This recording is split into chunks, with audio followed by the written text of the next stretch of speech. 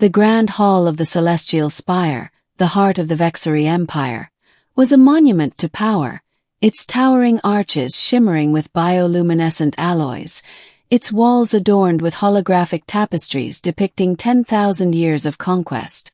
Empress Lysara Vexaris stood at the center of it all, her iridescent scales catching the light of 3 suns streaming through the crystalline dome above.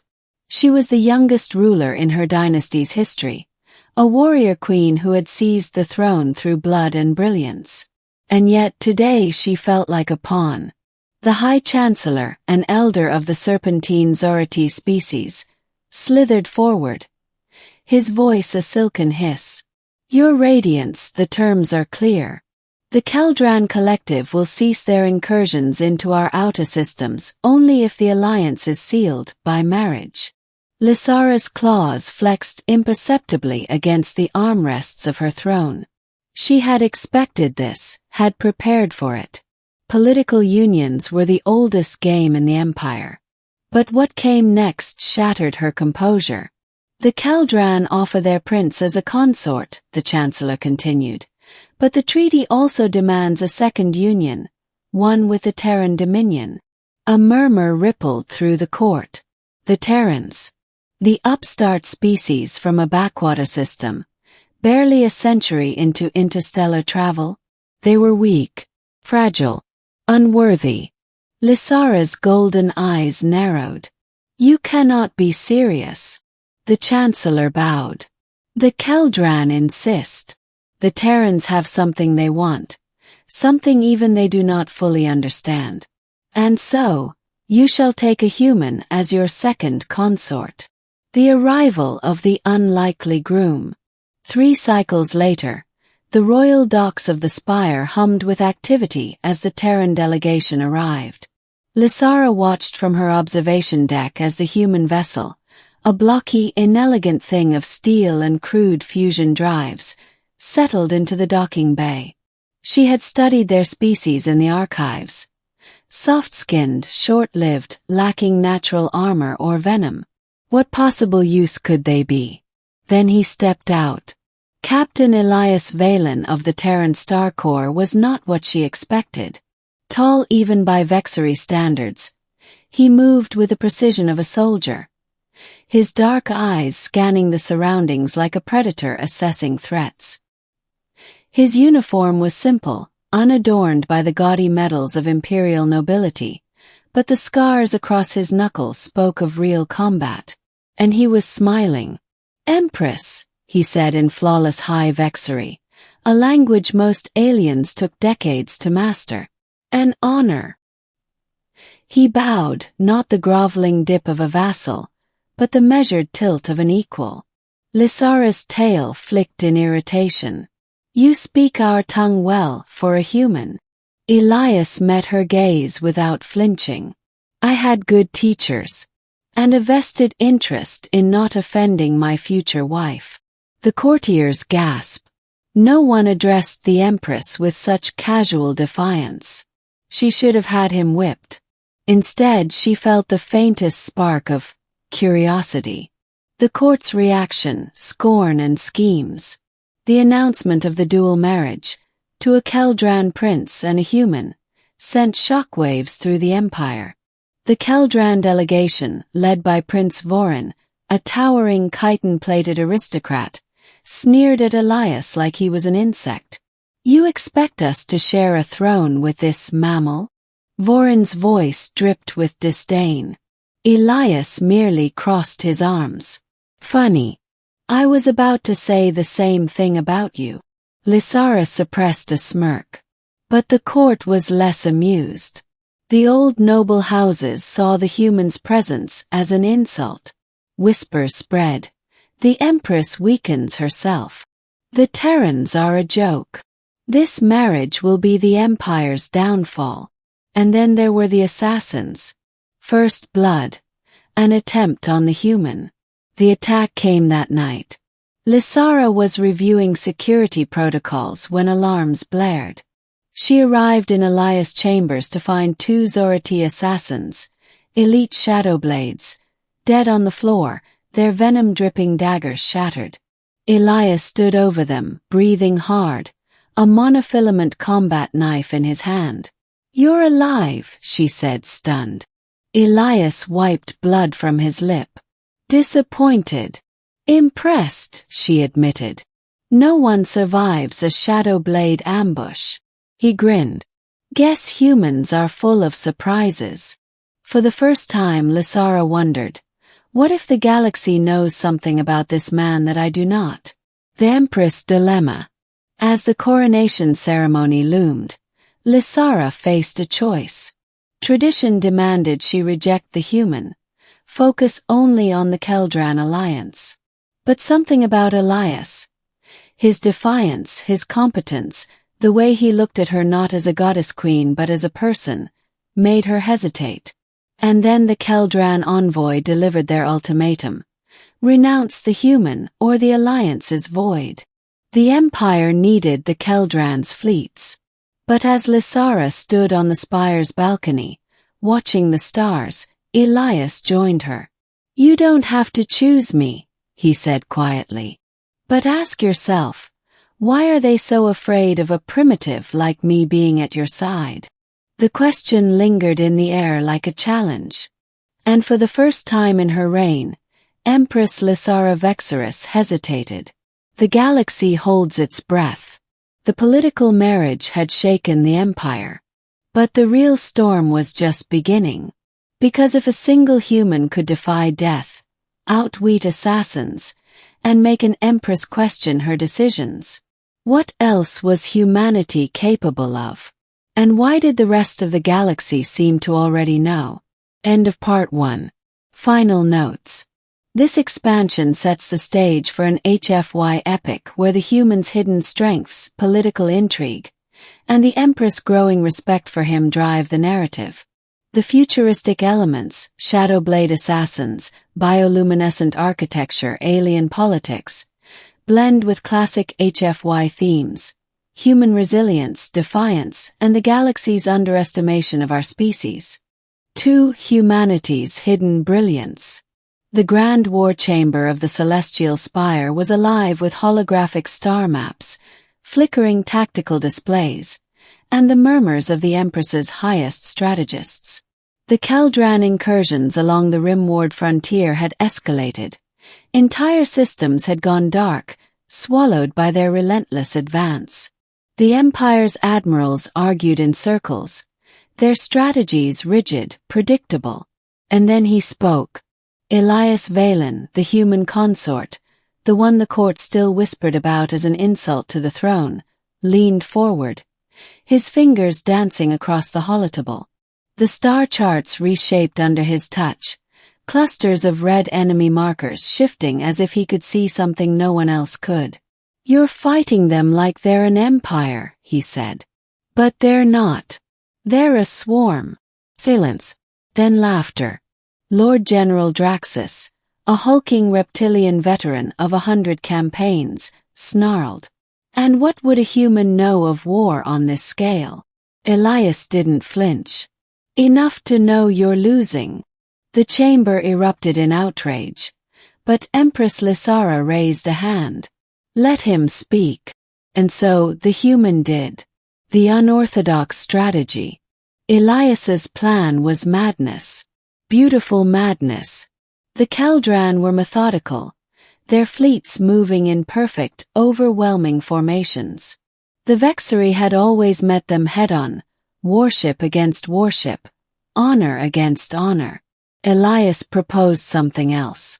"They expect a wall of battleships. So we give them nothing." His strategy. Phantom War. Phase 1. Abandon key border systems, but not before rigging their stellar cores with gravitic destabilizers. When the Keldran occupied them, the stars themselves would turn into traps, collapsing into microsingularities. Phase 2. Deploy swarms of cheap AI-piloted drone ships, not to fight but to harass. Every skirmish would be a feint, every retreat a lure. Phase 3. The killing stroke. A single, undetectable slipstream jump, straight into the heart of the Keldran command fleet. Cut the head off, Elias said. The body will thrash, but it'll die. The admirals stared. The Keldran had never been beaten in open war. But Elias wasn't fighting an open war. He was fighting like a human. The Empress's decision. Lysara studied the holograms, the projected casualty reports. Traditional tactics would cost millions of lives. Elias's plan. High risk, but if it worked, do it. The word sent shockwaves through the court. The Lord General roared in protest. Your Radiance, you cannot trust a human with the fate of the Empire. Elias met her gaze. No smugness. No gloating. Just cold, unwavering certainty.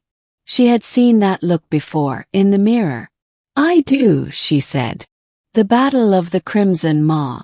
3 cycles later, the Keldran armada descended upon the abandoned system of Vathera 9, expecting an easy conquest. Instead they found hell. Stellar collapse. The first wave of their fleet vanished as the system's star convulsed, swallowing ships whole in a storm of gravitational fury. Ghost fleets. Swarms of decoy drones lured entire battlegroups into minefields, their commanders realizing too late that they'd been chasing shadows. The death blow. While the Keldran were scattered, Elias led a single razor-edged strike force, Vexaris stealth cruisers modified with Terran slip drives, straight to the flagship of Grand Admiral Korthak. The Keldran never saw them coming. Elias boarded the enemy vessel himself, fighting through hulls choked with alien warriors. When he reached the bridge, Korthak, a monster who had broken a dozen species, could only stare in disbelief. You are just a human. Elias leveled his plasma pistol. Yeah. Funny how that works. The aftermath. A galaxy in shock. The Keldran armada, leaderless and broken, retreated in disarray. The Vexari Empire had won its greatest victory in centuries. And it had been won by a human. The court's whispers turned to disbelief. Nobles who had sneered at Elias now watched him with wary respect or fear. The Empress's silent realization. Lysara had gambled everything on him. And he had delivered. The galaxy's awakening, word spread. The Keldran, the Zorati, even the ancient reclusive Drath, all began to ask the same question. What else are the Terrans hiding? Elias's secret. That night, Lysara found Elias in the Spire's observatory, staring at the stars. You've fought like this before, she said. Not a question. He didn't look at her. Earth's history is written in blood. We've been killing each other over scraps of dirt since before we could count. You think a few alien armadas scare us? Then quieter. But that's not why we won today. She frowned. Then why? Finally he turned. And for the first time, she saw something in his eyes she couldn't name. Because unlike you, Empress, humanity knows what it's like to be the underdog. And we never fight fair. The stage is set. The Keldran would return. The court's politics would grow deadlier. And somewhere in the dark, older, hungrier things were stirring. Things that had noticed the humans' victory. But one truth was now undeniable. The galaxy had underestimated Elias Valen. And it would not make that mistake again. 3. A conspiracy against the throne. The victory at the Crimson Maw should have solidified Elias's position. Instead, it made him a target. The first warning came in the form of a gift. A bottle of Vathari Crimson, an obscenely expensive wine from the reclaimed systems. A token of gratitude, the accompanying note claimed, from the merchant lords of House Zelder. Elias stared at the bottle, then handed it to the Empress's royal chemist without a word. 5 seconds later, the glass dissolved into a bubbling black ooze that ate through 3 inches of reinforced alloy. Classic, Elias muttered. Lysara's claws unsheathed. This is an act of war. Elias shook his head. No. This is politics. And politics, he knew, was about to get ugly. The players in the shadows. The assassination attempt was just the beginning. Over the next few cycles, the threads of conspiracy unraveled. The Keldran remnants. Though their fleet was broken, their spies remained. Prince Vorin, now exiled and humiliated, had sworn a blood oath to see Elias dead. The highborn houses, traditionalists who saw humanity's rise as an affront to the natural order. House Zeldar, House Vexaris, and others, all had quietly diverted funds to remove the human problem. The silent third party, mysterious payments traced to an unknown benefactor, always routed through dead-end accounts. Someone else wanted Elias gone. Someone with resources far beyond the Empire's nobility. Worst of all, the Empress's inner circle was compromised. The traitor in the light. Lysara's most trusted advisor, Chancellor Velas, had served her since childhood. When Elias voiced his suspicions, the Empress nearly gutted him on the spot. "You overreach, human," she hissed. Then the evidence landed. Intercepted communications. Velas had met with Keldran agents 3 times in as many weeks. Financial trails. A sudden influx of credits to his family's estate, coinciding with the assassination attempts. The damning detail. Velas had personally approved the security rotations the night of the poisoned gift. Confronted, the old serpent didn't deny it. "You would throw away 10,000 years of tradition for this animal?" Velas spat. "The galaxy is laughing at us." Lysara's blade was at his throat before he finished speaking. "The galaxy," she whispered, "is about to learn what happens when you threaten what is mine starred. Asterisk. Elias's gambit." But Elias stayed her hand. "Wait." The court froze. Even Lysara blinked. Elias knelt beside the trembling chancellor. "Who paid you?" Velas laughed. "You think you can understand the forces at work here, human? You are a pawn. Temporary anomaly. The ones who..." Elias punched him in the face. Not with his fist. With a neural spike. A Terran interrogation tool that lit up the brain's pain receptors like a supernova. Velas screamed. "I'll ask again," Elias said calmly. "Ooh. Wait. You." The revelation. The name that spilled from Velas's lips sent a chill through the room. The Drath. Silence. The Drath were a myth.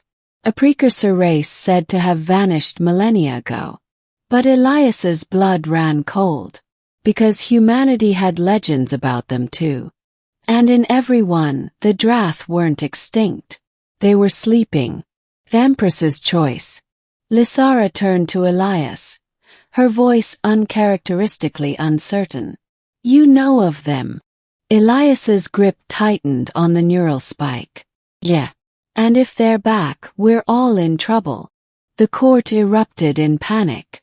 The Keldran, the assassins, even the traitorous nobles. Suddenly, all of it seemed small. Because something older, smarter, and infinitely more dangerous had just entered the game. And they wanted Elias Valen gone. The stage is set. That night, as the Spire's defenses scrambled to prepare for an enemy they didn't understand, Elias and Lysara stood alone in the war room.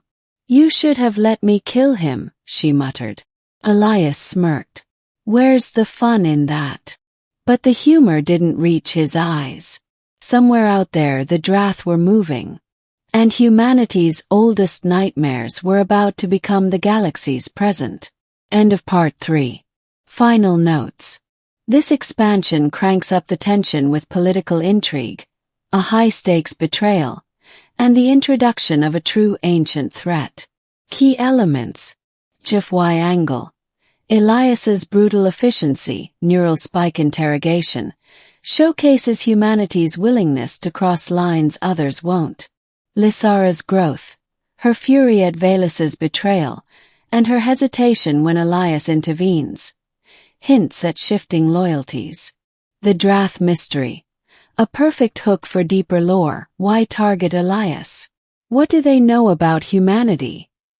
4. Humanity's secret legacy revealed. The archives of the Celestial Spire were said to hold the knowledge of 10,000 empires. But as Elias stood before the sealed vault of the forbidden codices, even the Empress looked uneasy. No living being has opened this in 5 millennia, Lysara said, her voice uncharacteristically hushed. Not since the Drath vanished. Elias pressed his palm against the biometric lock. It recognized him. The vault hissed open in a cascade of blue light, revealing holographic records written in a language the Vexari linguists had spent centuries failing to decipher. Elias read it effortlessly. "Because it's not yours to translate," he murmured. "It's ours." The truth unearthed.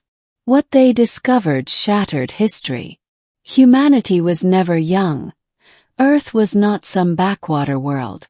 It had been a thriving interstellar civilization before the Drath's reign, one of the few to resist them. The great forgetting. The Drath didn't just defeat humanity. They erased them. Genetic dampeners buried in human DNA suppressed memories of advanced technology, reducing them to primitive tribes. The Vexari connection. Lysara's ancestors hadn't evolved naturally. They were engineered, a warrior species created by the Drath to police the galaxy. And the most damning revelation. The Drath never left. They had been watching from the void, waiting for humanity to reawaken. And Elias, the first human in centuries to stand at the heart of galactic power, was their worst nightmare. The Empress's crisis of faith. Lysara staggered back from the holograms, her scales dull with shock. "You're saying my bloodline, my empire, all of it is a lie?" Elias didn't soften the blow. "Yeah. And the Drath let you think you were in charge because it suited them." For the first time in her life, the warrior Empress looked lost. Then the alarms blared. The Drath make their move. The Spire's outer defenses exploded in a storm of black energy fire. Not Keldren. Not pirates. Drath warships. Sleek, obsidian monoliths that phased into reality like nightmares given form. The Vexari fleet's weapons passed through them, as if they weren't fully there. Elias grabbed Lysara's arm. "They're not here for the Empire. They're here for me." Because the archives had revealed one final secret. Humanity hadn't just resisted the Drath. They'd created the weapon that could destroy them.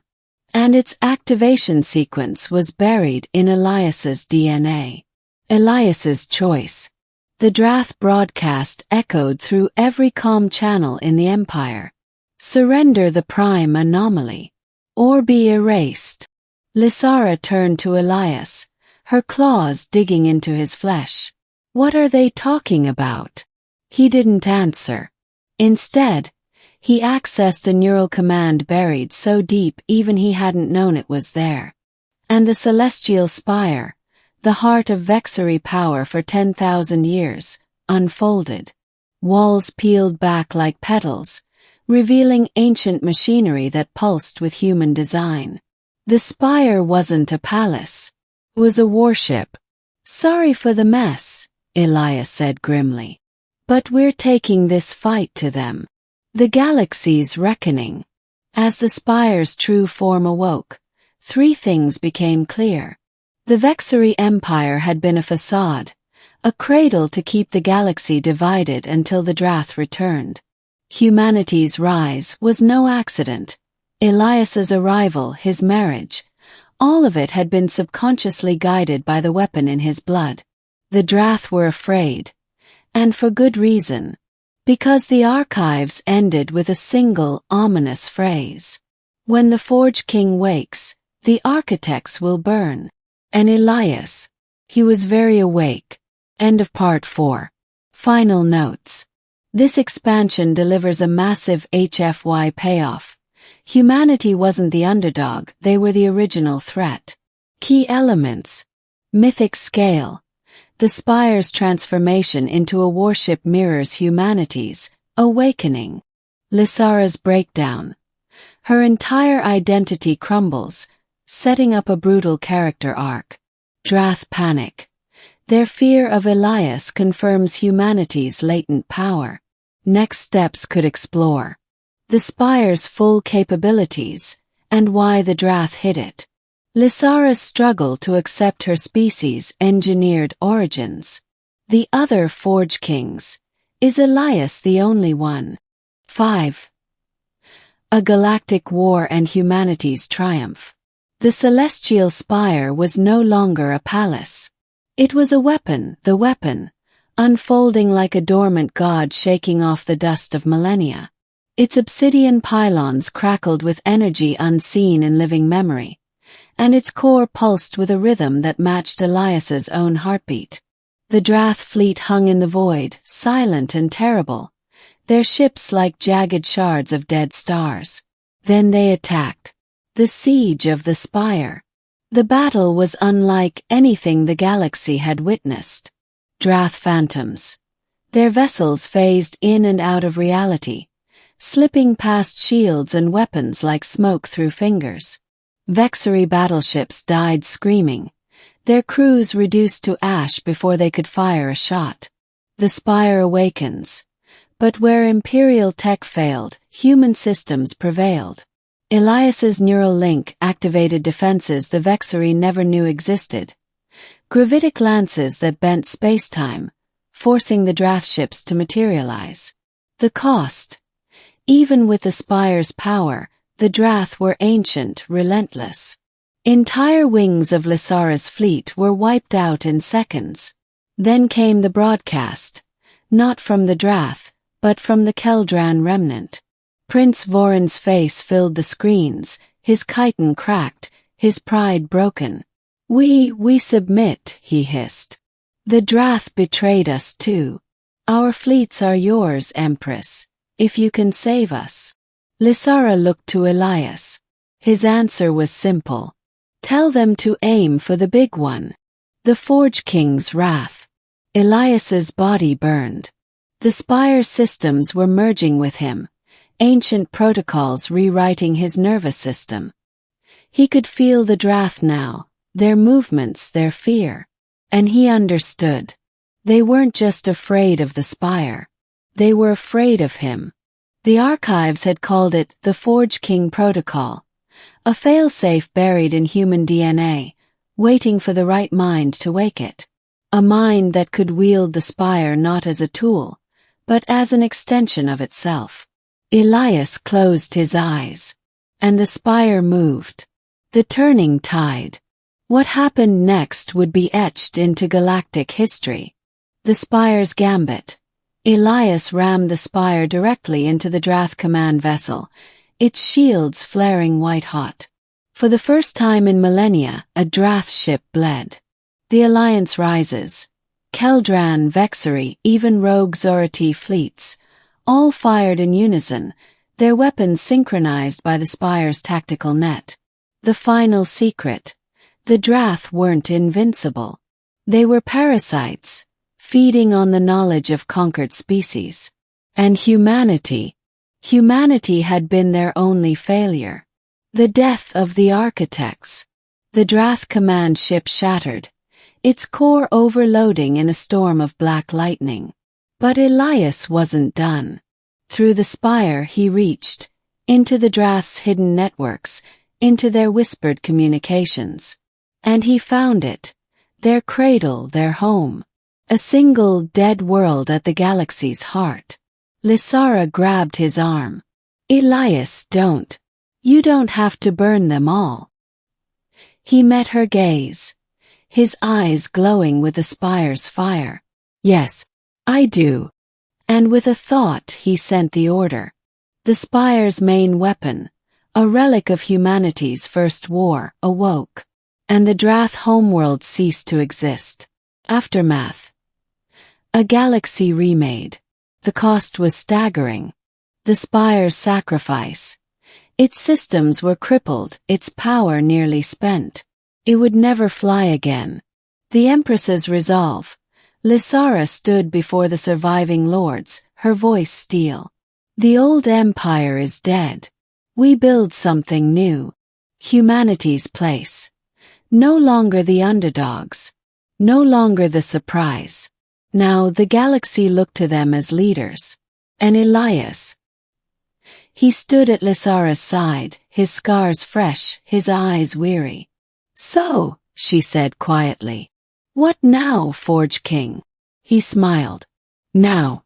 We go home." Epilogue. The first dawn. On the ruins of the celestial spire, under the light of 3 suns, the first human Vexari colony was founded. Its name. New Earth. And in its skies, the stars burned a little brighter, as if in welcome.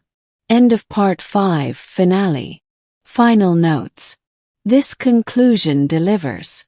Apocalyptic stakes. The Spire's final stand and the Drath's obliteration. HFY catharsis.